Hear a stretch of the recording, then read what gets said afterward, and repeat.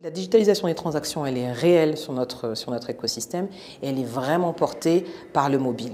C'est d'autant plus vrai avec la Gen Z qui, elle, est née avec un téléphone dans la main et qui fait tout à partir de son téléphone. Pourquoi l'Afrique francophone accuse-t-elle encore un retard dans la digitalisation des paiements ? L'Afrique francophone est en train de vivre un vrai boom technologique qui est porté principalement par les fintech, les wallets, le mobile money. Et donc en cela, on voit un tel développement de cette activité et des transactions digitales qu'on ne peut pas dire que l'Afrique francophone accuse un vrai retard. Ce qui est réel, c'est que c'est un écosystème qui est très encadré d'un point de vue réglementaire. Les gouvernements ont à cœur d'encadrer l'utilisation responsable de l'argent des concitoyens. Donc c'est compréhensible que le cadre réglementaire soit présent.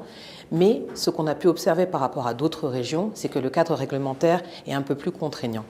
Donc effectivement, les fintechs développent les activités digitales et on se rend compte qu'aujourd'hui, on a par exemple plus de 10 millions de wallets dans un pays comme le Sénégal, plus de 12 millions dans un pays comme la Côte d'Ivoire et même au Burkina Faso, au Mali, on a plus de 100% de croissance des transactions digitales depuis 3 ans. Donc une vraie avancée dans notre région de l'Afrique francophone qui est portée principalement par des acteurs qui sont agiles, rapides et qui s'appuient maintenant aussi sur des banques avec beaucoup de partenariats. La digitalisation des transactions, elle est réelle sur notre écosystème et elle est vraiment portée par le mobile. C'est d'autant plus vrai avec la Gen Z qui, elle, est née avec un téléphone dans la main et qui fait tout à partir de son téléphone. Et pour elle, c'est incompréhensible qu'elle ne puisse pas faire des achats en ligne et faire des achats ou payer avec son téléphone. On voit aussi beaucoup chez les femmes du développement du paiement digital. On voit de plus en plus de femmes qui acceptent de pouvoir prendre des paiements par mobile money. Quel est aujourd'hui le plus grand défi pour démocratiser les paiements électroniques en Afrique ? Même si on avance vraiment dans la bonne direction, il reste encore quelques défis qu'on doit relever. Le premier, je dirais, il est vraiment lié à l'encadrement réglementaire. Aujourd'hui, on a de plus en plus d'exigences de licence et de respect d'une certaine charte réglementaire pour des acteurs qui finalement avaient commencé de manière assez libre en étant adossés sur des banques et qui maintenant deviennent systémiques.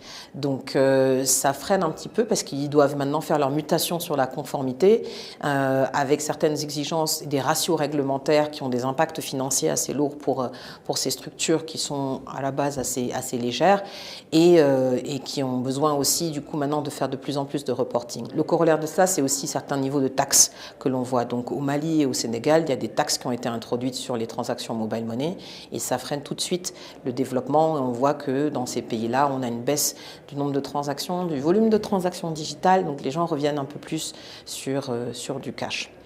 Un deuxième challenge que je vois, c'est vraiment le coût du développement du réseau d'acceptation. Donc aujourd'hui, pour pouvoir équiper un marchand pour qu'il accepte des transactions digitales, puisque c'est finalement ça, hein, là, notre volonté, mais ça prend du temps, ça prend de l'argent, il faut parfois subventionner ou les transactions ou le coût du terminal, et c'est un poids qui est assez lourd pour des entités qui opèrent dans nos régions. On a un chiffre qui est assez intéressant, c'est qu'on a la moitié des marchands, des PME au Nigeria qui ont dit qu'ils ont loupé des opportunités de vente parce qu'ils ne prenaient que du cash.